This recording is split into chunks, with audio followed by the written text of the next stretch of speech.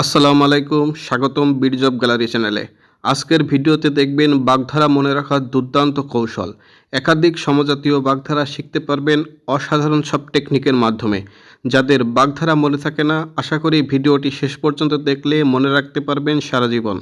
কেউ যদি PDF file নিতে চান তাহলে ডেসক্রিপশন বক্সে ডাউনলোড লিঙ্ক দেওয়া থাকবে, সেখান থেকে ডাউনলোড করে নেবেন।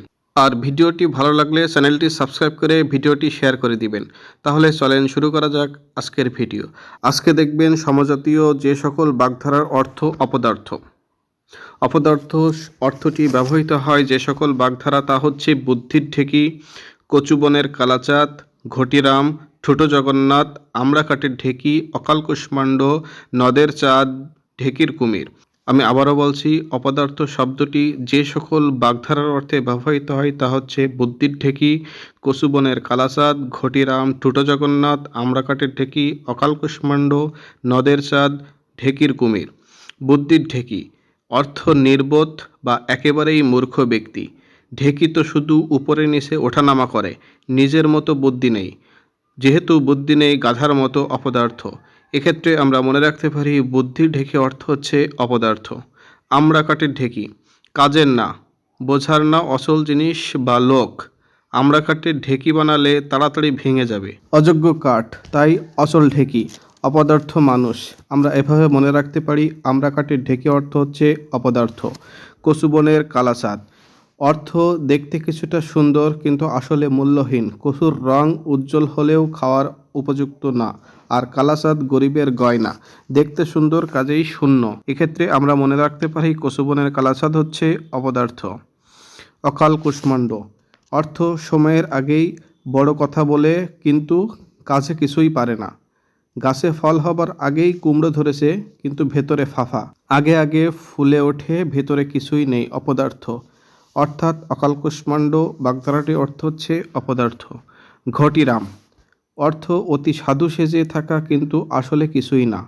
ঘটি মানে কাঁসার পাত্র, শব্দ তো বাজে কিন্তু ভেতরে শূন্য। শব্দ বেশি, গুণ নেই, অপদার্থ। কাজেই ঘটিরাম বাগধারাটির অর্থ হচ্ছে অপদার্থ।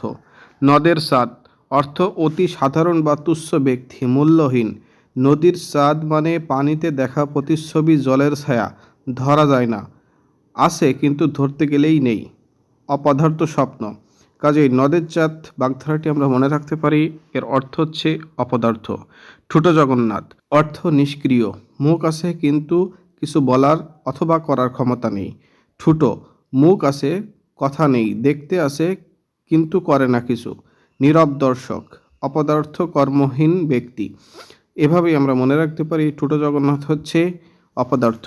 ঢেকির কুমির অর্থ কাজের নয়, বাহ্যিকতা আছে শুধু কুমির ঢেকিতে, মানে এমন জায়গায় যা একেবারেই অপ্রাসঙ্গিক। বাইরে ভয়ঙ্কর, ভেতরে ফাঁপা, অপদার্থ সাজানো মানুষ। আমরা এভাবে মনে রাখতে পারি ঢেকির কুমির অর্থ হচ্ছে অপদার্থ। এছাড়াও আমরা একটা ছন্দের মাধ্যমে মনে রাখতে পারি বুদ্ধির ঢেকি, আমড়াকাঠের ঢেকি, কচুর রঙে কালাচাঁদ, হো হো করে ঠেকি, অকাল কুষ্মাণ্ডে ফুলে ফেঁপে ওঠে, ঘটিরাম হয়ে গোজামিল শুধু খোটে। নদের চাঁদ দেখায় আলো, হাতে কিছু নাই, ঠুটো জগন্নাথ বসে থাকে, কথা বলে না ভাই, ঢেকির কুমির ভয় দেখায়, কাজের একেবারে ঠাঁই নাই। ধন্যবাদ ভিডিওটি শেষ পর্যন্ত দেখার জন্য। আপনি যদি একজন চাকরি প্রার্থী হয়ে থাকেন, চ্যানেলটি সাবস্ক্রাইব করে পাশে থাকবেন। পরের ভিডিওটি দেখার আমন্ত্রণ জানিয়ে আজকে এখানেই শেষ করছি। আসসালামু আলাইকুম, আল্লাহ হাফিজ।